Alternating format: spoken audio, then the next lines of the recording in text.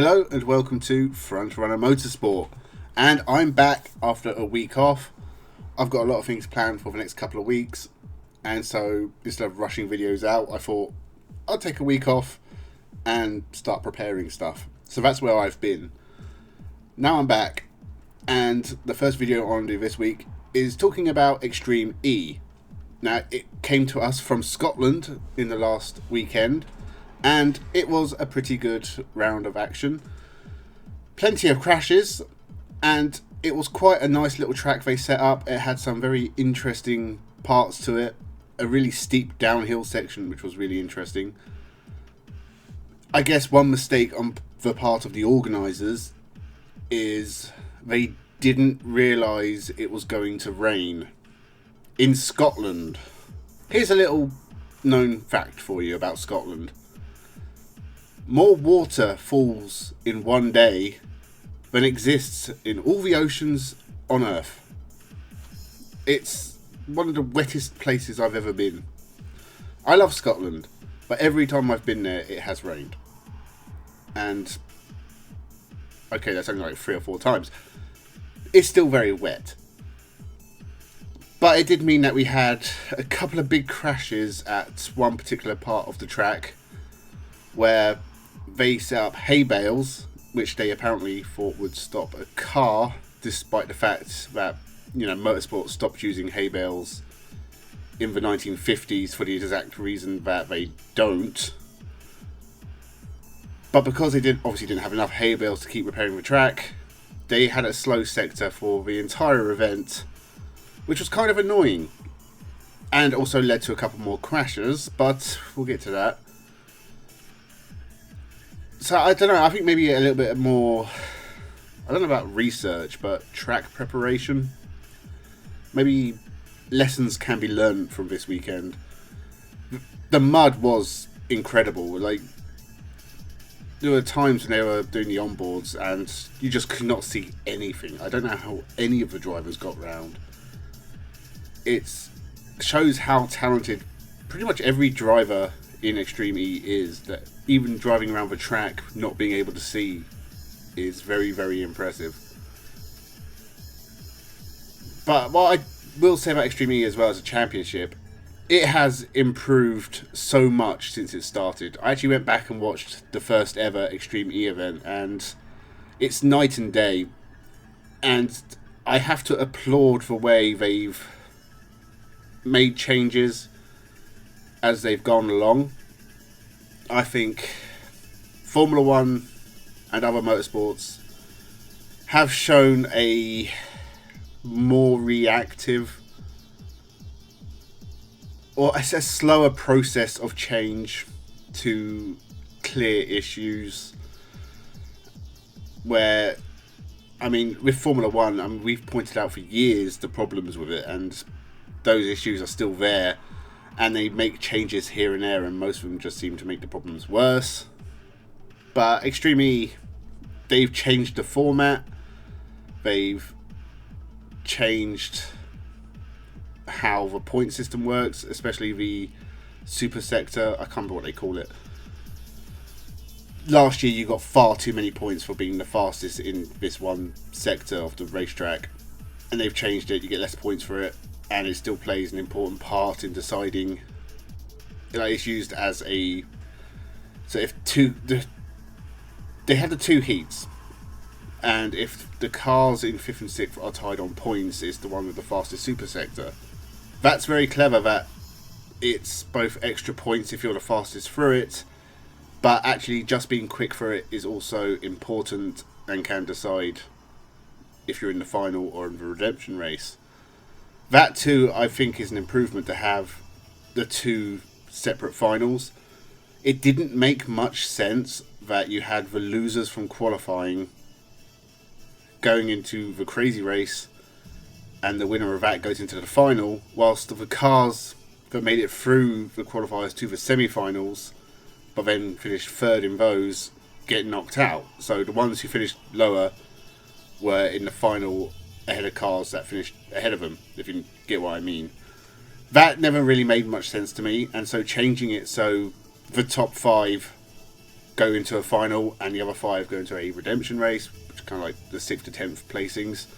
Makes so much more sense, and we get essentially, you had 2 qualifying heats in 2 rounds of qualifying, so you get 4 races there, and then you get a redemption race and a final, so you get 6 races of 5 cars. It makes sense, it's even, it's honestly such an improvement on what was before, and that has to be applauded. The racing as well, I think they have seen that the tracks being shorter and having a couple of laps works a lot better. I think it was a problem, especially early on, where they had it so the tracks were like 10 minutes each, and then the driver would swap, and then another 10 minutes. And it was far too long, and if you have races with 3 cars and 2 of them get damaged, you're essentially just watching a car go at 50% pace for 20 minutes, and it's not very exciting. They have solved that problem. So that is also a huge improvement. And also, I have to say, the format for the race weekends. So before, it was you had 1 round but 5 rounds in a championship. It wasn't really enough, and it was always, the championship was very short. Like 5 rounds, no matter how many races are in each round, you're still sort of months apart, and you're not really getting all that much racing in a year. But now, having 2 rounds every race weekend, you still only have 5 rounds, but there's 10 individual events within those rounds. And I think that makes the championship so much more interesting, because I think it allows cars, if you have a bad start to the season, or if like the first 2 tracks it just doesn't go well for you, you have time to recover, and I think it could lead to a much more interesting title picture. Whereas before, if you had a couple of bad rounds, you're kind of screwed. You've only got 3 rounds to make it up. So I think that works better as well. Generally, I don't really have too many complaints. And I think track preparation, as I said, with the hay bales and not realising that Scotland was going to be muddy, that's a lesson learned. I mean, it should be basic stuff, but fair enough. Hopefully if they come back next year, they realise that maybe they should make it a bit later in the calendar, come back in the summer where it will still probably rain, but maybe not as hard. The mud, I don't think you can really do anything about, and the idea is it's on different surfaces, so mud is an interesting racing surface if nothing else. So the action from this weekend, there were so many crashes. It was, I guess that is one downside as well, the fact you've only got 5 cars on the track, so if 2 or 3 of them get damaged at the start, you've only got a couple of cars left. But I think that's true of Rallycross as well, but I think where Rallycross succeeds is it has much shorter laps. Like in Rallycross, you're talking, they do like 5 40-second laps, rather than doing 4 5-minute laps. So I don't really know if you can solve that problem. I think it's part of Extreme E's modus operandi. I think Extreme E is it feels like a video game. I'm surprised there hasn't been an Extreme E video game yet, because I think the series, everyone loved MotorStorm. Extreme E is exactly like, it's like a real life version of MotorStorm. And I'm really surprised there hasn't been a video game of it yet. And what I also like about Extreme E at the moment is, I thought Team RXR and Team X44 were going to run away with it again. They haven't. That's not been the case. The teams are much closer this year, and that makes the racing so much more interesting as well. And the championship, Veloce are leading the championship. They've won 2 rounds. They're doing fantastically, and I wouldn't have called that at the start of the year. So that is also very good. X44 had a really bad weekend. Through no fault of their own, they had a couple of really big accidents. And Lewis Hamilton owns this team, and he's going to need to get a good result at Imola because he has a lot of damage to pay for. You could basically take the Team X44 car home in a briefcase. It just got hit so many times. And the Team RXR as well. 2 or 3 big incidents. Johan Kristoffersson rolled it in the first race of the weekend, which apparently that was the first roll of his career, which, considering he's a rallycross driver, is really surprising. And I think shows how talented he is, that he really doesn't crash that often anyway. So, by his first roll, and it's 20 years, possibly more, since he made his racing debut. That's an incredible record to have. But they also got hit a couple of times on the second race of the weekend, second event of the weekend. It was Michaela Arlen-Kolinsky and Laia Sands of the Acciona Science team. Might need to keep those two apart because they really got into it this weekend. And it was, the first one was, I think, in the second qualifying race. They made contact at the start. Arlen-Kolinsky gets launched over sort of the end of a hill and just shoots straight into the X44 car, like on top of it. It hits the bonnet and does massive damage to both cars. But then in the redemption race, X44, I don't know what happened in this race.